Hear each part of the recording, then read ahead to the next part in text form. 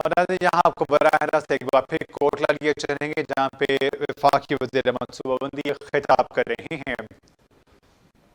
پاکستان کو ہر شعبے آخر کیوں ہے؟ کیا پاکستان ان ملکوں سے ہمارے لوگوں میں کمی ہے؟ کیا ان ملکوں سے پاکستان میں کرپشن زیادہ ہے؟ دنیا کی جو رپورٹیں ہیں وہ یہ کہتی ہیں کہ کرپشن بنگلہ دیش اور بھارت میں پاکستان سے زیادہ ہے۔ کیا ان لوگوں کے پاس معدنیات اور وسائل ہم سے زیادہ ہیں؟ میرے بھائیوں، صرف ایک وجہ سے ان ملکوں نے ترقی کی ہے کہ وہاں پر استحکام ہے اور وہاں پہ پالیسیوں کا تسلسل ہے۔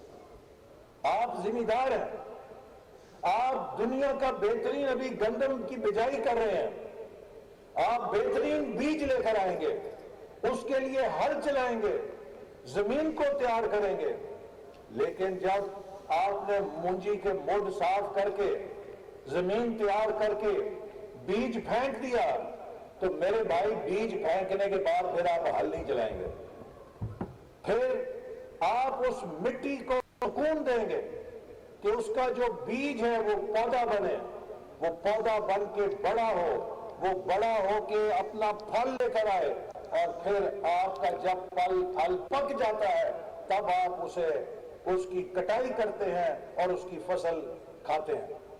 لیکن اگر اس پھل کو پکنے سے پہلے آپ اس کھیت کے اندر ہل چلاتے جائیں گے تو میرے بھائیوں دنیا کا بہترین بیج لگا دیں، وہ بیج پھل نہیں دیتا۔ پاکستان میں بھی 75 سالوں کا یہی کھیل چل رہا ہے کہ جب بھی کسی نے بیج لگانے کی کوشش کی ہے، اچھا بیج لگایا ہے، اس بیج کو سرے چڑھنے کا موقع نہیں دیا گیا اور ہل چلا کے اس کو تتر کر دیا گیا۔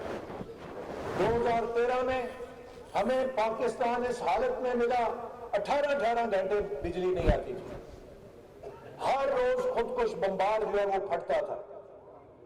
میرے بھائیوں، کوئی پاکستان کی طرف رخ کرنے کے لیے تیار نہیں تھا۔ ہمارے قائد نواز شریف کے پروگرام کے مطابق ہم نے ملک کو ترقی کے لیے منصوبے بنائے۔ ہم نے 2025 کا منصوبہ بنایا کہ 12 سالوں میں پاکستان کو پہلی 25 معیشتوں میں شامل کریں گے۔ ہم نے سی پیک کا منصوبہ بنایا، ہم نے بجلی کے منصوبے چالو کیے۔ 67 سالوں میں 18,000 میگا واٹ بجلی پیدا ہوئی۔ میں پھر دوہراتا ہوں کہ 67 سالوں میں 18,000 میگا واٹ بجلی پیدا ہوئی، اور مسلم لیگ نون کے 4 سالوں میں 11,000 میگا واٹ کے ہم نے منصوبے لگا کے دکھائے۔ پاکستان کا ریکارڈ ہے۔ اگر کوئی اور ملک ہوتا تو جن لوگوں نے ترقی کی ہے ان کو وہ تمغے لگاتا وہ ملک۔